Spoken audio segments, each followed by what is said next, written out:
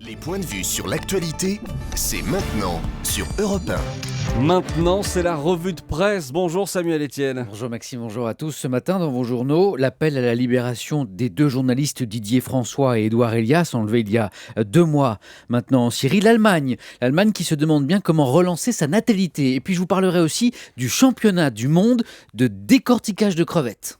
Allons bon. Mais d'abord, vous vouliez revenir sur le bilan très lourd des noyades en France depuis le début de l'été. Oui, prudence, c'est le titre et l'appel du Parisien aujourd'hui en France qui a fait les comptes. Depuis le 1er juillet, 97 personnes sont mortes noyées dans notre pays. Des enfants, des adultes, à la mer, dans des piscines privées. Alors, faut-il sévir? Amende ou pas amende contre les baigneurs imprudents? Les Échos nous apprennent que le ministre de l'Intérieur Manuel Valls doit se prononcer aujourd'hui lors d'un déplacement à Cannes. Vous en parliez à l'instant dans le journal avec Émilie Bonneau. Le problème, c'est qu'on a toujours l'impression que ça ne peut arriver qu'aux autres, la noyade. Ce matin, j'ai lu ce témoignage qui montre bien à quelle vitesse la noyade peut survenir, même quand on est adulte, même quand on se sent en pleine forme, même quand on se baigne en public. C'est le quotidien régional Sud-Ouest qui raconte comment un jeune garçon de 13 ans a sauvé de la noyade une vacancière dans la piscine d'un camping à Vaux-sur-Mer. La rescapée, Anne-Marie, 56 ans, raconte. C'était son premier jour de vacances. Elle arrive en famille, au camping, c'est la fin de l'après-midi, elle a chaud, elle veut se rafraîchir, la piscine donc. Et là, elle ne sait pas ce qui se passe, elle arrive dans un endroit du bassin où elle n'a plus pied, elle panique, elle commence à boire la tasse. Autour d'elle, il y a beaucoup de monde. Elle voit les gens qui passent et qui passent leur chemin. Personne ne la voit, sauf Lohan, un ado de 13 ans qui plonge, va la chercher au fond de la piscine, la ramène au bord, va prévenir les secours. C'était moins une. Les poumons d'Anne-Marie étaient déjà remplis d'eau. Elle a été hospitalisée 4 jours. Voilà, une noyade, ça peut se passer aussi simplement, aussi bêtement que cela. Prudence donc, comme disait le Parisien aujourd'hui en France, prudence pour soi et vigilance aussi pour les autres. Samuel, cet appel maintenant que l'on retrouve ce matin dans la plupart des quotidiens. Appel à la libération des 2 journalistes français enlevés il y a tout juste 2 mois maintenant en Syrie. Didier François, grand reporter à Europe 1, et Édouard Elias, photographe. Leurs portraits sont en façade d'Europe 1, rue François 1er à Paris, ainsi que dans cet appel à les libérer lancé ce matin par leur comité de soutien avec Reporters sans frontières. Lui aussi est en Syrie, lui aussi est français, mais il n'est pas journaliste. C'est un mercenaire. Pardon, il préfère qu'on dise contractor, l'un de ces soldats payés par des sociétés privées que l'on retrouve désormais un petit peu partout, en Irak, en Afghanistan et en Syrie donc. Kalen, il ne veut pas qu'on donne son nom de famille, indique qu'il est le seul Français à exercer à Alep, en plein cœur de l'enfer syrien. Il dit qu'il n'est pas un chien de guerre façon Bob Denard, non, il se bat pas pour le plus offrant, lui, il effectue de la protection en territoire hostile. Comprenez qu'on le paie pour exfiltrer des hommes d'affaires ou des membres de leur famille. Il assure aussi la protection de membres de l'opposition. Contre qui?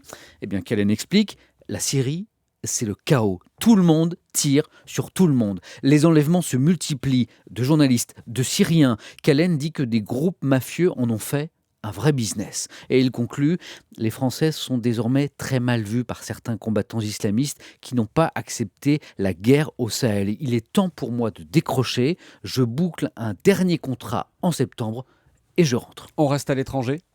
En feuilletant les Échos, Maxime, on apprend ce matin que Berlin multiplie les aides pour tenter de booster son taux de natalité, pour enrayer son déclin démographique, avec par exemple une place en crèche ou chez une nourrice garantie pour tous les parents, ou encore une prime pour les familles qui décident, elles, de garder leur enfant à la maison. Les Échos, où on apprend également que l'Allemagne dépense actuellement 200 milliards d'euros par an pour booster son taux de fécondité, très faible actuellement, à 1,4 enfants par femme, alors que la France, eh bien, ne dépense qu'entre 80 et 120 milliards d'euros par an pour un taux de fécondité qui dépasse 2 enfants par femme. Et vous savez quoi, Maxime ?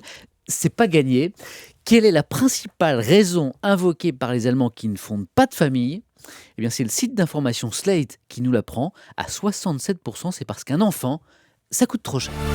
Un enfant, ça coûte trop cher. Pour finir, Samuel, on va parler de hamburgers et de crevettes. Oui, c'est Libération qui consacre une pleine et savoureuse page au championnat du monde de décortiquage de crevettes qui vient de se dérouler à Lefrincook. J'espère que je prononce Oh, bien. le frein cook, ça suffira. Lefrincook, c'est dans le nord. Alors le plus surprenant, c'est pas tellement l'épreuve en elle-même. Il faut décortiquer le maximum de crevettes en 10 minutes chrono, ça vaut d'autres sports. Non, c'est le fait que c'est la même femme, Nicole Van Zingel, 55 ans, qui vient de l'emporter pour la 7e année consécutive. Alors les autres concurrents râlent. Bravo. Oui, bravo à Nicole, mais les autres râlent. Dans l'IB, elle devrait laisser la place aux autres. Il faut dire que Nicole a un secret. Elle est issue d'une famille de pêcheurs.